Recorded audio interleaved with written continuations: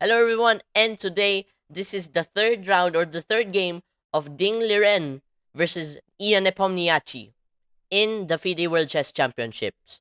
So this starts with d4. Sorry for the spoiler alert, by the way, this was d4 before I said introduction. Wow, that's convenient. But anyways, d4. Anyways, why d4 here? He is an e4 player. Almost very often we see Nepomniachtchi play e4. But now he plays d4. Why? I don't know. You don't know. We'll see why. I just don't know. But anyways, knight to f6 was played here, developing a knight, pawn to c4, queen's gambit. It's queen's gambit.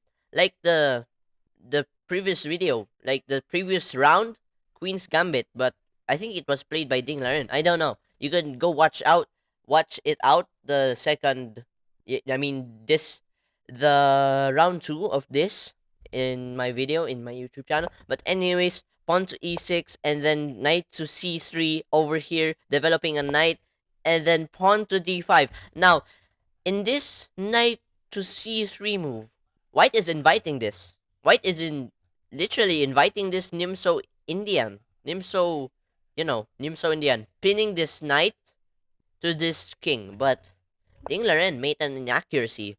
I don't know why is it an inaccuracy. Now Nepomniachtchi takes the center with now maybe 2 pawns on the center at the future, while Ding Laren over here has 1 pawn at the center. Remember, if more pawn presence are on the center, then you're gonna open up the position real quick because of the pawns. You're gonna pawn break everything. But anyways, bishop to g5 here, pinning this knight to the queen.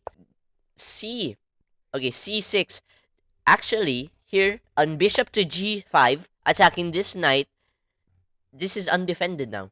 This is undefended because if I were to take, if black does nothing like this, black does nothing like random move like this, like random move, he could take the pawn.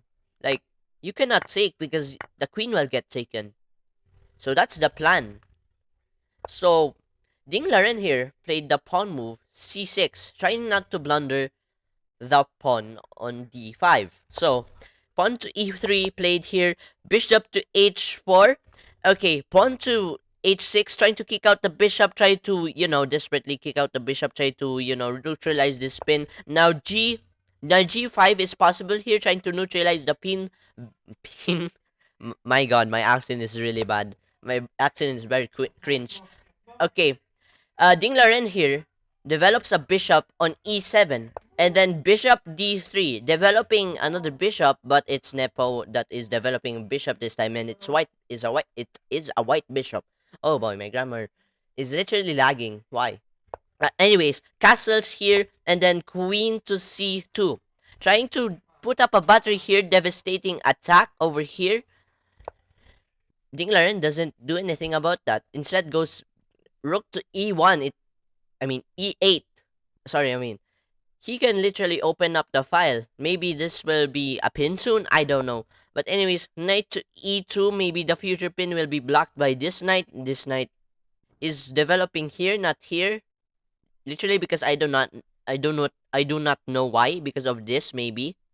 I just don't know. But anyways, knight to d7, castles, and then pawn to a5.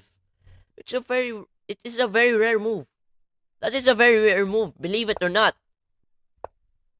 Pawn to a3, knight to h5, bishop to e7. This whole sequence of move, it results into this position right here. I have looked at the chess database, and there's only one game played in this position, and it's Anish Giri versus Ding Liren. So which means that Ding Liren has a comfortable position here, that which he knows what to do. But maybe, wait a second, Nepomniachtchi maybe also wants this position to happen. He's been prepping all the lines, maybe, I don't know. We'll see. Queen takes e7. Now we got this very cool battery here. Maybe queen comes here soon. I don't know. Bomb everything in that territory. Rook to A1. I mean E1. The exact same move that Anri's Giri played. And then knight to F8. Exact same move. And then knight to C1. Exact same move.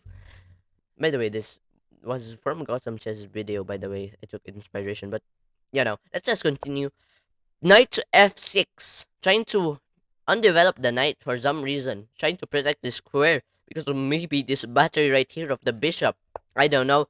Pawn to F. Pawn to F3 is, I don't know what that move does. That maybe just prevents the knight attacking here. I don't know. Knight to E6. Knight to E2. Developing both knights back again into the game. Now attacking the center with pawn to C5. Pawn to C5 attacks the center right away. Bishop to B5, ignoring this and attacking the rook, but like danger levels, and then rook to D8, trying to, open this file. If this takes, he will lose a pawn, I think. Anyways, the pawn takes on C5, queen takes, and then queen D2. Look at this queen. It's trying to breach in here, trying to find some lines that might, infiltrate here. And then bishop to D7, covering the rook up, but attacking the bishop, offering a trade. Because the black bishop over here is very bad. And it needs trading because this is a good bishop. So if the white were to take the bad bishop for a good bishop, that would be bad. So white shouldn't take, but he took. Listen, I don't know about this master, but at the beginner level, don't trade bishops to give your opponent advantage. These guys, they know what they're doing. They know what they're calculating. They know everything about these lines and whether they will win it or not. But anyways, knight to D4 just, activates the knight more. Although this offers a trade over here. If takes, I have this open file for the rook. I also have takes, which would end up taking the pawn, but this is defended, bro. What am I doing? But anyways, what did Nepomniachtchi do? He goes knight to B6, trying to develop the knight again, trying to make every piece active here. Okay, rook to D1, trying to double up here, trying to, if the knight gets out of this file, this will be attacked. But although I don't know what will happen if this happens, maybe boom, boom, boom, boom, boom, boom. Okay, white doesn't win that trade, never mind. But anyways, he has this attack maybe soon brewing and taking the whole center right away. But anyways, knight to C4 was played here, attacking the queen and this pawn. Queen moves to the king side over here, still having this file with the queen and the rook, hoping to do something with it, and this is defended. I was gonna say it is blundered, bro. Well, I'm so off today. I don't know why. Okay, now maybe he can take, maybe take, although that's defended by the queen. I don't know what to do here. Wait, what if take?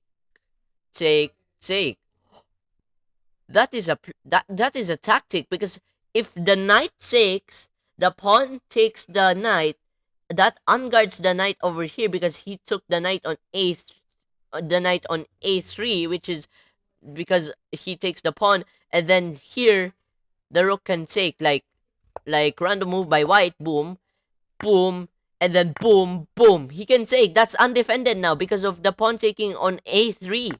Wow, that is. Wait, no, that didn't happen. Wow, okay. Knight to A4, and then queen to E7, going back, and then rook to E1. So far, so good. Maybe not good for, I don't know. But anyways, I think black is winning by a bit. Not a lot though, but a bit. So, anyways, queen to F6 was played, knight to B5, and then knight to C7, attacking this knight. If trades though, I don't know. And here is when the draw comes out. Draw by repetition. So, you repeated. This is a 3-fall draw. Why is it a 3-fall draw? Because it repeated 3 times. I don't know, 4 times? Maybe 3 times. It's called a 3-fall draw. why did Nepomniachtchi did not take? Because if you were to take, this is a bad knight. You would get a good knight for a bad knight, and that's bad. And if you were to take, if the if black, wait, I mean, if black were to take this, that would have this rook advantage. So it doesn't do that. Yeah, so it doesn't. I don't know, but anyways, it resulted into a draw. Let me explain why this is a draw. Kinda, I don't know. How did because of queen to f6. It is a draw because of queen to f6. He could have gone here attacking the knight. Could have gone there to attacking the knight. Try to attack the knight. And then also if this happens, the same tactic again I think happens. Yeah, the same tactic. Or here, maybe. I don't know what that wait, no, actually this is the line. I don't know. I don't know what's happening. But anyways, I think this is the option and there's the other option. I forgot about the other. Oh wait, no, this I think. But he goes there, which leads into a draw.